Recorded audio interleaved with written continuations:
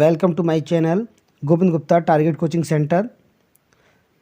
जब एक टेलीफोन साक्षात्कार में भारतीय अरबपति रतन जी टाटा से रेडियो प्रस्तोता ने पूछा, सर क्या आपको याद है कि आपको जीवन में सबसे अधिक खुशी कब मिली?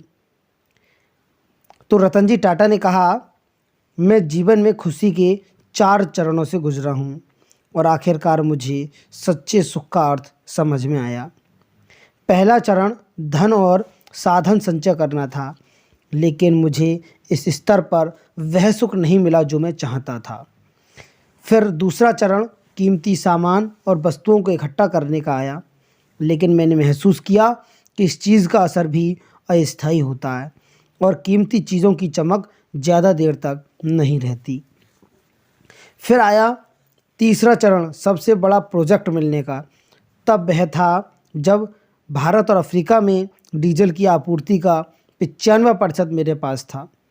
मैं भारत और एशिया में सबसे बड़ा इस्पात कारखाने का मालिक भी था, लेकिन यहाँ भी मुझे वो खुशी नहीं मिली जिसकी मैंने कल्पना की थी। चौथा चरण वह समय था जब मेरे एक मित्र ने मुझे कुछ विकलांग बच्चों के लिए व्हील चेयर खरीदने के लिए कहा। लगभग 200 बच्चे थे। दोस्त के कहने पर मैंने तुरंत व्हील चेयर खरीद ली, लेकिन दोस्त ने जिद की कि मैं उसके साथ जाऊं और बच्चों को व्हील चेयर भेंट करूं। मैं तैयार होकर उनके साथ चल दिया।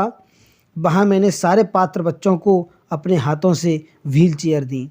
मैंने इन बच्चों के चेहरे पर खुशी की अजीब सी चमक देखी। मैंने उन सभी को व्हील चेयर पर बैठे, घूमते और मस्ती करते हुए देखा। ये ऐसा था जैसे वे किसी पिकनिक स्पॉट पर पहुंच गए हों, जहां वे बड़ा उपहार जीतकर शेयर कर रहे हों। मुझे उस दिन अपने अंदर असली खुशी महसूस हुई। जब मैं वहां से वापस जाने को हुआ तो उन बच्चों में से एक ने मेरी टांग पकड़ ली। मैंने धीरे से अपने पैर को छुड़ाने की कोशिश की, लेकिन बच्चे ने मुझे नहीं छोड़ा और उसने मेरे चेहरे को देखा और मेरे पैरों को कसकर पकड़ लिया। मैं झुक गया और बच्चे से पूछा, क्या तुम्हें और कुछ भी चाहिए?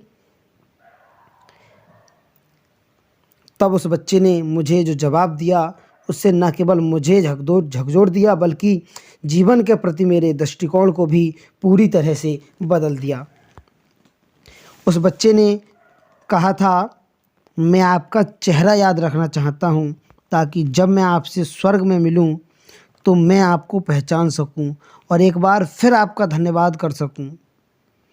इस शानदार कहानी का मर्म यह है कि हम सभी को अपने अंतर मन में झांकना चाहिए और यह मनन अवश्य करना चाहिए कि इस जीवन और संसार और सारी सांसारिक गतिविधियों को छोड़ने के बाद आपको किस लिए याद किया जाएगा।